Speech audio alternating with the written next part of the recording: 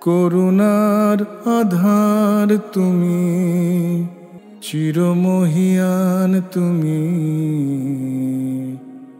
দিয়েছো নাজাতের আল কোরআনুল করিম। أعوذ بالله من الشيطان الرجيم. بسم الله الرحمن الرحيم.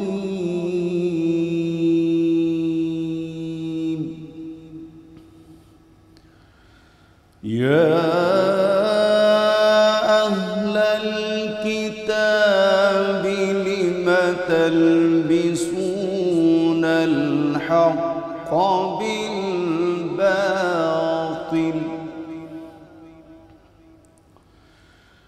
لم تلبسون الحق بالباطل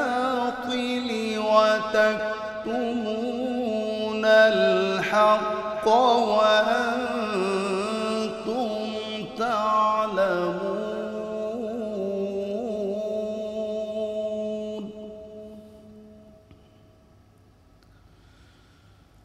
وقال طائفة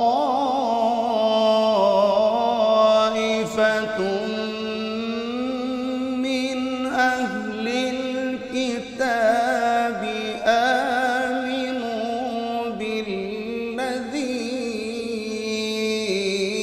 أنزل على الذين آمنوا وجه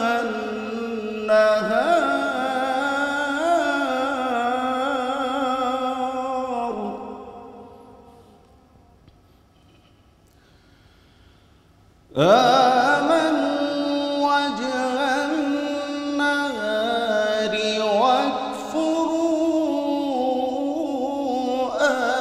آخره لعلهم يرجعون.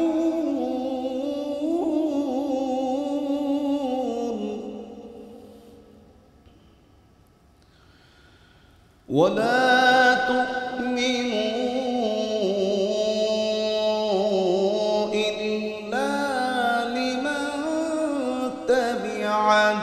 دينكم قل إن الهدى هدى الله أن يؤتى أحد مثل ما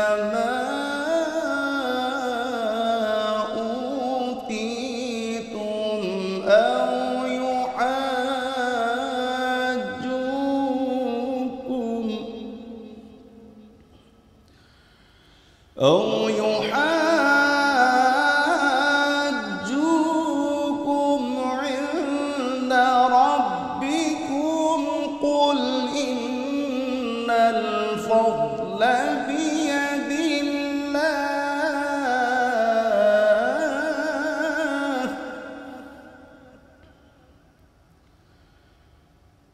قل إن الفضل بيد الله يؤتيه من يشاء والله واسع عليم.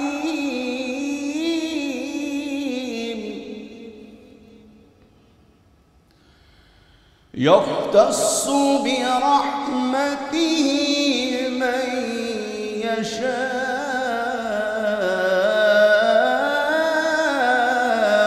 والله ذو الفضل العظيم. صدق الله العظيم. আল-কুরআনুল কারীম। আসসালামু আলাইকুম রহমতুল্লাহি ওয়া বারাকাতুহু। বিসমিল্লাহ ওয়াসসালাতু ওয়াসসালামু আলা রাসূলিল্লাহ ওয়া বা'দ।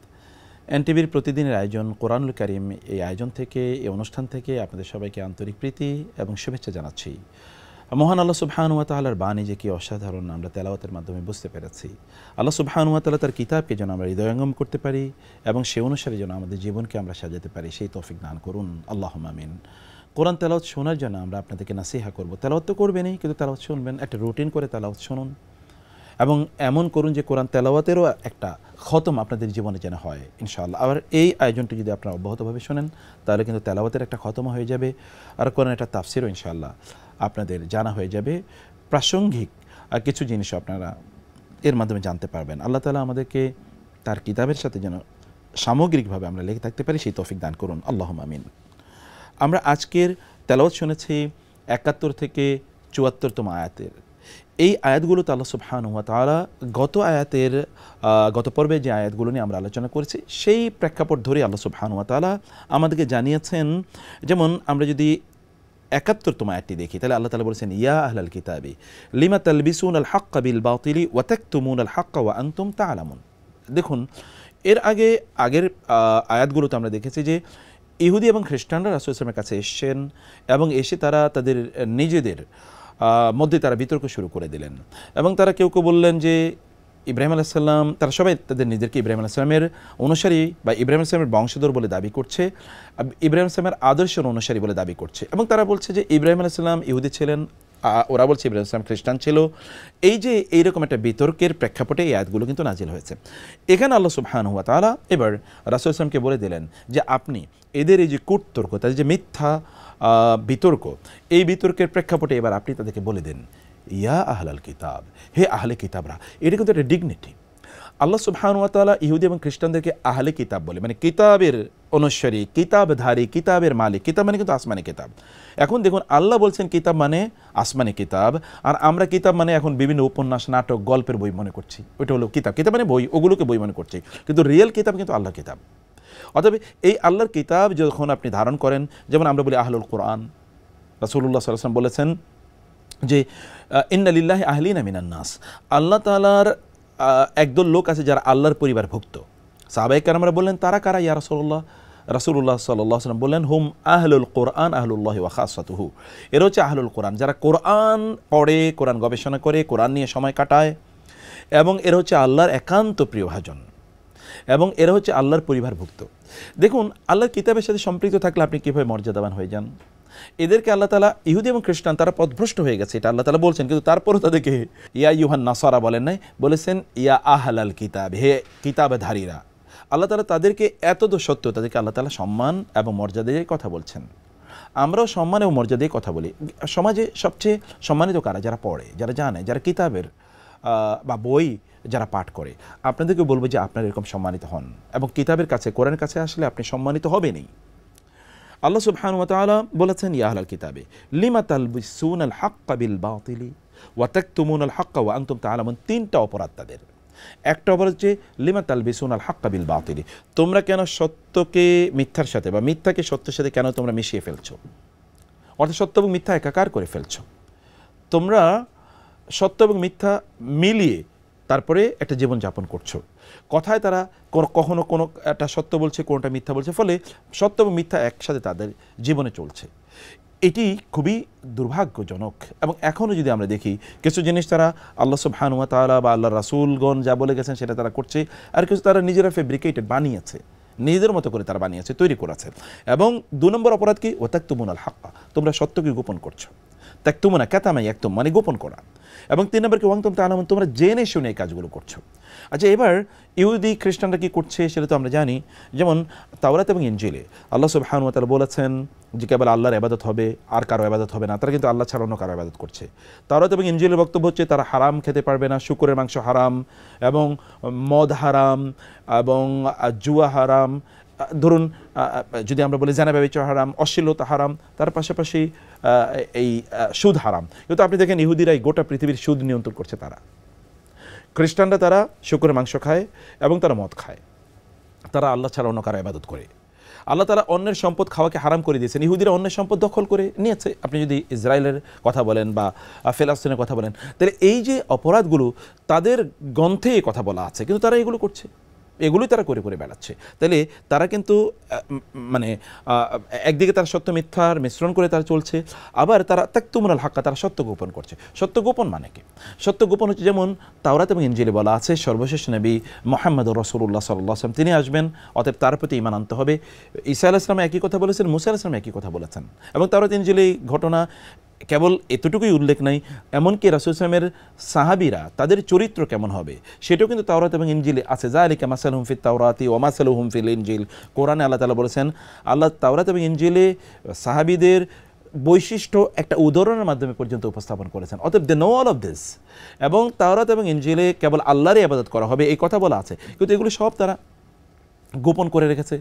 রাসূল সাল্লামের বৈশিষ্ট্য কী হবে, তার চরিত্র কী হবে, যেমন তাওরাত এবং ইনজিলে আছে যে তিনি কি এমন হবেন, তিনি হবেন খুবই লাইসা বিফাজ্জিন ওয়ালা গালিজিন ওয়ালা সাখাফিন ফিল আসওয়াকি, যে তিনি কর্কশভাষী হবেন না, তিনি কঠোর হৃদয়ের অধিকারী হবেন না, তিনি চিৎকার চেঁচামেচি করবেন না। এগুলো সব বলা আছে। তারা তাকে চেনে, জানে, ইয়ারিফুনাহু কামা ইয়ারিফুনা আবনাহুম।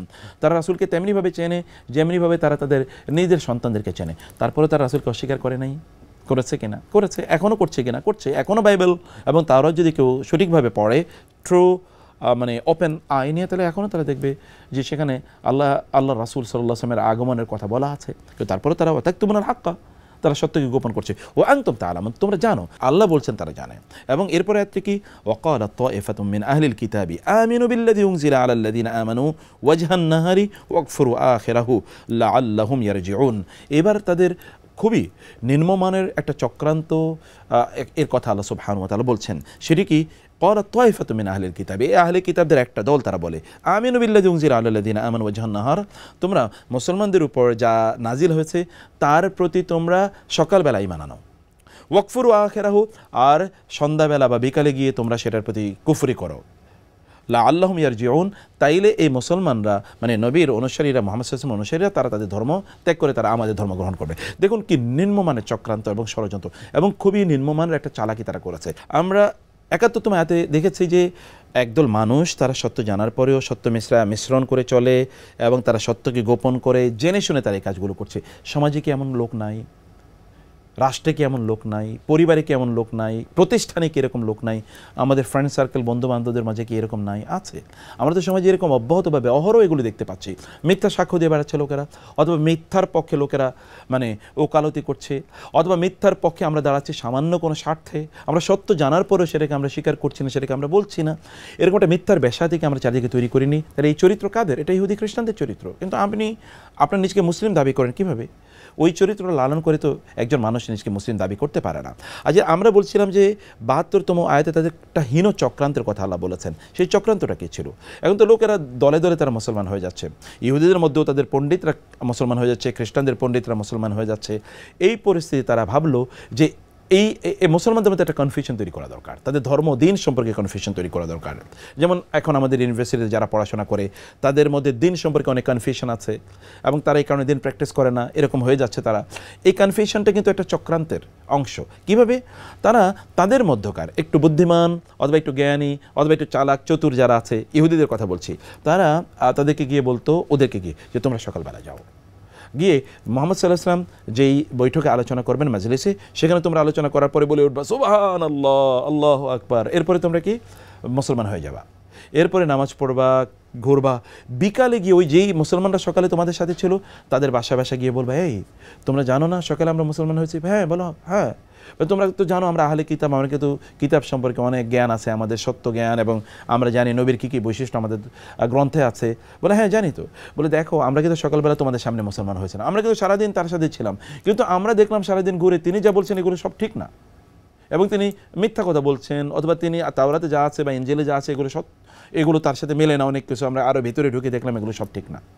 তাহলে মানুষের মধ্যে কী হয় বলেন তো? কনফিউশন তৈরি হবে। যদি কোনো টেলিভিশন চ্যানেলে কোনো একটা বুয়া ফেক নিউজ যদি যায়, তাহলে মানুষ কনফিউজ হয়, আমরা টেলিভিশনে দেখেছি, পত্রিকাতে পড়েছি, অথবা ওই আলেম বলেছে, ও মৌকে বলেছে, উনি কি মিথ্যা বলতে পারেন? এরকম মানুষ কনফিউশন তৈরি হয় না? এরা মানুষের মাঝে কনফিউশন তৈরি করে দিয়েছে, এবং এতে কিন্তু কিছু কাজও হয়েছে।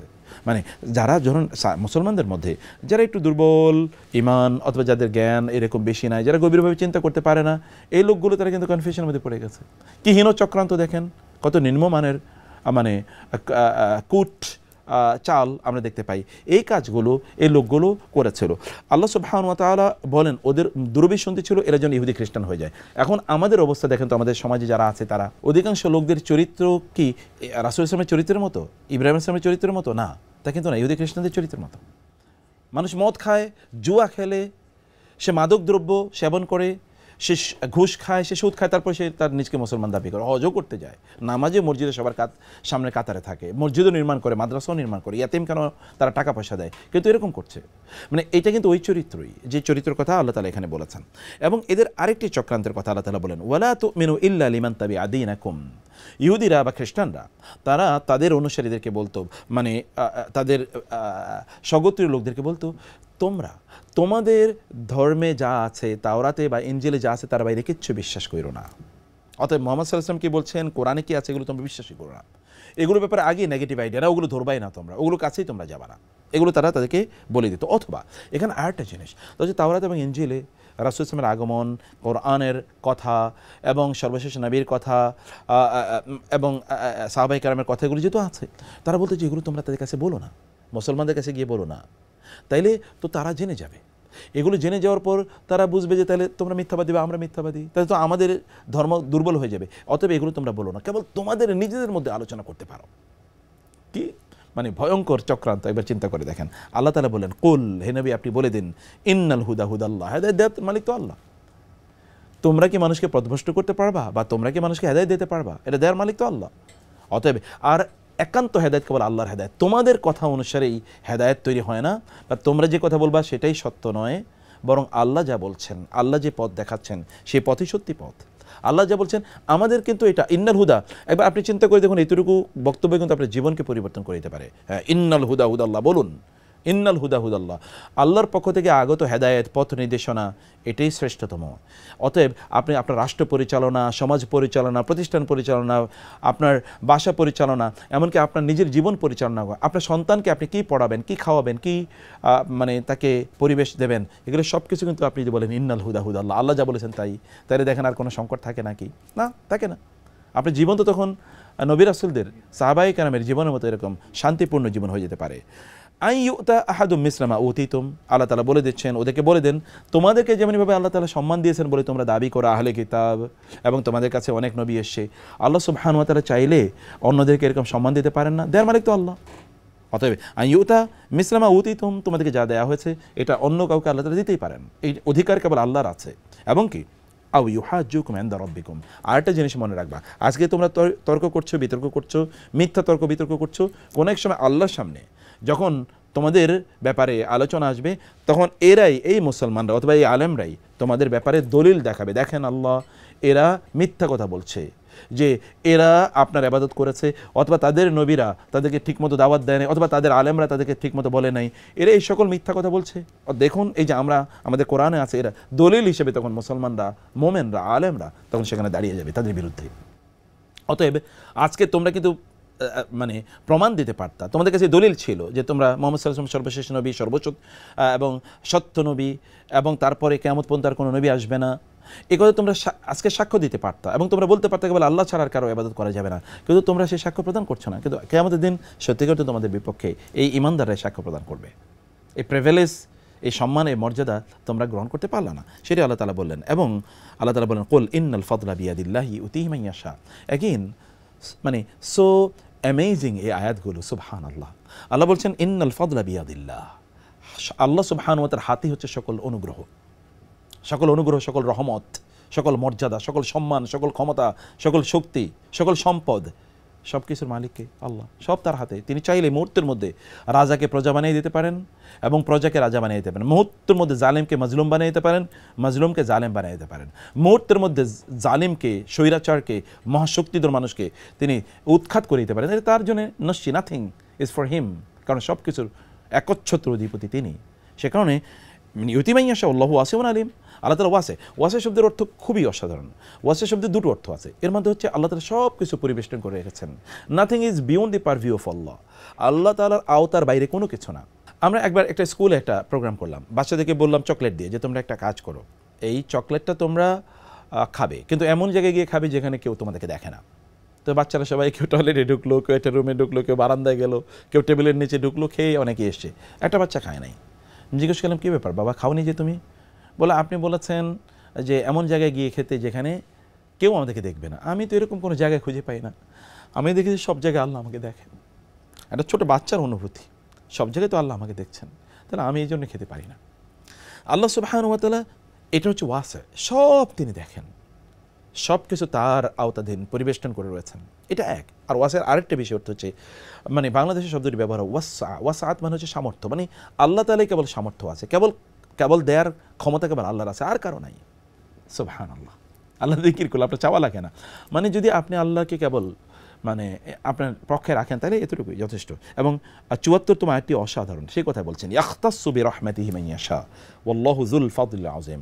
আল্লাহ তাআলা বিশেষ করে, ইয়াখতাসু মানে খাস করেন, ইখতাসা ইয়াখতাসু এর মধ্যে হচ্ছে একেবারে স্পেশালি আল্লাহ সুবহানাহু ওয়া তাআলা একদল লোকের তার নিজের মানুষ বলে আল্লাহ তাআলা নিয়ে নেন, মান ইয়াশা, যাকে আল্লাহ চান, এবং আল্লাহ তার রহমতের জন্য।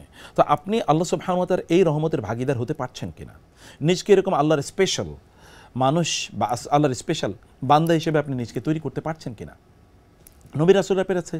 ইব্রাহিম আলাইহিস সালামকে হত্যা করে যেন অগ্নিকুণ্ডে নিক্ষেপ করেছে, রাসূল সালামকে হত্যা করে যেন চারিদিক থেকে ঘর ঘিরে রেখেছে, ঈসা আলাইহিস সালামকে হত্যা করার জন্য তারা সকলে এসে, ইহুদি সকল লোকেরা এসে তাকে মানে আক্রমণ করলো, তিনি ঘরের মধ্যে ঢুকে গেলেন, ঘর ভেঙে তার ভিতরে ঢুকলো, কিন্তু আল্লাহ তাআলা তো ঈসা আলাইহিস সালামকে তুলে নিয়ে গেছেন। নূহ আলাইহিস সালামকে কি না করলো তারা লোকেরা, শোয়েব আলাইহিস সালামকে কি না করলো, আপনি দেখেন না যুগ যুগ ধরে কি হয়েছে। আব্রাহা কি আসে না বাইতুল্লাহ ধ্বংস করার জন্য? এই আব্রাহার অস্তিত্ব কোথায়? সে কারণে আল্লাহর বিশেষ বান্দা হয়ে যাওয়ার মধ্যেই আমরা মানুষের অমকের বিশেষ লোক, আমি মানে অমকের অমক পাওয়ারফুল, অমক ক্ষমতাধর, অমক কিছুর মানে সম্পদের মালিক, তার আমি বিশেষ লোক, এইটা আমার কি ক্ষমতা চারিদিকে তৈরি করে। রাস্তা দিয়ে একদল লোক এমনভাবে গাড়ি চালিয়ে যায়, কারণ কি তিনি অমক বিশেষ, অমক দলের, অমক ক্ষমতাবান ব্যক্তির বা অমক প্রশাসনিক কর্মকর্তার মানুষ তিনি, তার এত দাপট। যদি আপনি আল্লাহর বিশেষ লোক হন তাহলে কেমন দাপট হতে পারে আপনার? তখন আর আপনার দাপট দেখানো লাগবে না, তখন অটোমেটিক্যালি আল্লাহ তাআলা সমাজে আপনার দাপট তৈরি করে দেবেন, লোকেরা আপনাকে সমীহ সম্মান ইত্যাদি করা শুরু করে দেবে ইনশাআল্লাহ। এবং এটাই আয়াতের শেষের অংশের কথা, আল্লাহু যুল ফাদলিল আযীম। আল্লাহ সুবহানাহু ওয়া তাআলা বিশাল অনুগ্রহের অধিকারী, সকল অনুগ্রহের মহান, মানে আল্লাহ হচ্ছেন মহান অনুগ্রহের অধিকারী। আচ্ছা, একজন মানুষ আপনাকে কতটুকু দিতে পারে? আপনি চাচ্ছেন একজন মানুষের কাছে কতটুকু দেবেন তিনি? তার দেয়ার তো একটা লিমিটেশন আছে, এবং তার এক ধরনের মনের ঔদার্যের একটা লিমিটেশন আছে। তিনি তো আকাশের মতো হতে পারবেন না, সব দিয়ে দিতে পারবেন না, এরকম আছে।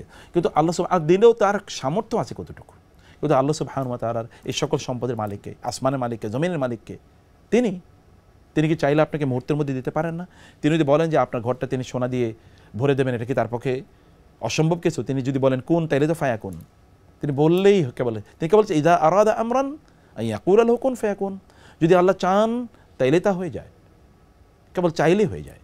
সে কারণে সেই মহান রব তিনি যখন তিনি দেন তখন তিনি কম দেন না, তিনি ব্যাপক পরিমাণে দেন। আল্লাহর দানের দিকে তাকান তো, যেমন আল্লাহ আপনাকে সৃষ্টি করেছেন, আপনার শরীরের অর্গান বা অঙ্গ প্রত্যঙ্গের দামগুলো একবার চিন্তা করে দেখেন, কী পরিমাণ দাম এগুলোর। আল্লাহ, আপনি অক্সিজেনের চিন্তা করে দেখেন, করোনা মানুষ অক্সিজেনের কারণে মারা গেছে, এই অক্সিজেন তখন মিলিয়ন্স অফ ডলার্সে বিক্রি হচ্ছে, অথচ ফ্রি আপনি প্রতিদিন গ্রহণ করছেন। মানে আল্লাহ যা দিয়েছেন আমাদেরকে, আল্লাহ সূর্যের আলো চিন্তা করছেন, পৃথিবীটা আলোকিত করার জন্য কী পরিমাণ আমরা ইলেকট্রিসিটি ব্যবহার করি, কী পরিমাণ বিল দেওয়া লাগে, আর আল্লাহ তো সূর্য দিয়ে সব দিচ্ছেন। বৃষ্টি, পানি, আপনি দেখেন পানি কিনে খান, কিন্তু বৃষ্টির পানি, এই যে পানি সব আল্লাহ অবারিত করে দিয়েছেন। মাটির নিচের পানি আমরা নিজেরা কিনেছি না, এগুলো কে দিয়েছে আমাদেরকে? ফলে আল্লাহ এরকম বিশাল দেন। সে আল্লাহ সুবহানাহু ওয়া তাআলার সাথে সম্পর্ক রক্ষার কথা আল্লাহ আমাদেরকে বলছেন, যে মুসলিম উম্মাহকে আল্লাহ তাআলা বলছেন যে তোমরা আল্লাহর সাথে সম্পর্ক রক্ষা করো, এবং কাকে নবী বানাবেন, কাকে বানাবেন না, কাকে তিনি উম্মাহ হিসেবে শ্রেষ্ঠত্ব দেবেন, কাকে দেবেন না, এটা তো তার ডিসিশন। সেটি আল্লাহ সুবহানাহু ওয়া তাআলা ইহুদি এবং খ্রিস্টানদেরকে লক্ষ্য করে এই কথাই বলেছেন। আমরা এই আয়াতগুলোতে এই অবিস্মরণীয়, অসাধারণ এই বক্তব্যগুলো জানলাম, এবং আমাদের নিজেদের জীবনে যেন এগুলো আমরা অনুশীলন করি। আল্লাহ তাআলা সেই তৌফিক আমাদেরকে দান করুন। আল্লাহুম্মা আমিন। হাদা ওয়া সাল্লাল্লাহু সুবহানাহু ওয়া তাআলা নবিয়ানা মুহাম্মদ ওয়া আলিহি ওয়া সাহবিহি আজমাইন। ওয়াসসালামু আলাইকুম ওয়া রাহমাতুল্লাহি ওয়া বারাকাতুহু। করুণার আধার তুমি দিয়েছ, সত্যের বাণী অসীম, চিরমহিয়ান তুমি দিয়েছ নাজাতের আল কোরআনুল করিম।